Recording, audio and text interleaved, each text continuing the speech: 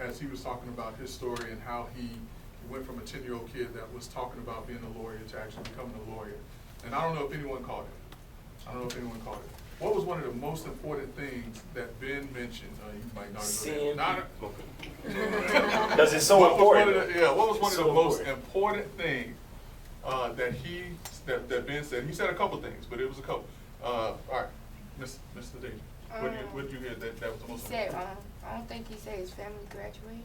All right, so not seeing his family graduate, so that's important because that's part of that motivation. Yes, sir? Mistakes. He said he made mistakes. And grew through those mistakes. All right, somebody? Seeing other people that look like him. Seeing other people that look like him. Seeing other people that look like him. You see how important that is to be able to see? Now, something else he said, and I don't know if y'all caught this, and this is why I challenge young people. Brother Love and I challenge young people on this all the time because they never take us up on it. One of the things that he said also is that he went to people who were doing what he wanted to do, and they advised him, and he took their advice. Now, we always talk to young people about being mentors and mentoring young people, but let me tell you the problem with being a mentor. The problem with being a mentor is that it's a relationship. You have a mentor, and you have what? A mentee. And a lot of times the mentor is doing his part, but the mentee is what?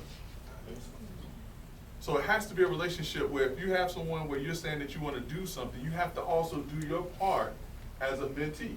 And that sometimes means going to the office, spending that extra time, doing things that you don't want to do to be in the space where that mentor is, because you can learn so much from somebody just by watching. Am I lying, Ben? Right.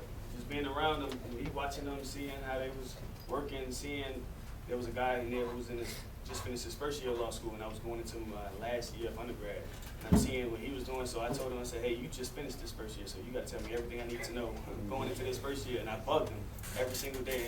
I became a pest. He was just like, come on, man, let me show you what you need to do. And it works. When you find out what you want to do, and you around people, and even if you don't know what you want to do, pick 4 people who's doing 4 different things, and then do those 4 things. You're either gonna figure out if you like it, or you're gonna figure out if you don't like it. At least just do it so you can figure out what you like and what you don't like, and then go from there. Now here's the other thing too, Brother Love.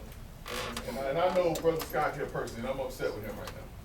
Because what Brother Scott said is that when they were doing their water event, they're on the phone until 1 or 2 o'clock in the morning trying to figure out how they're gonna do something. Did you get a call from Mike Scott? I did not.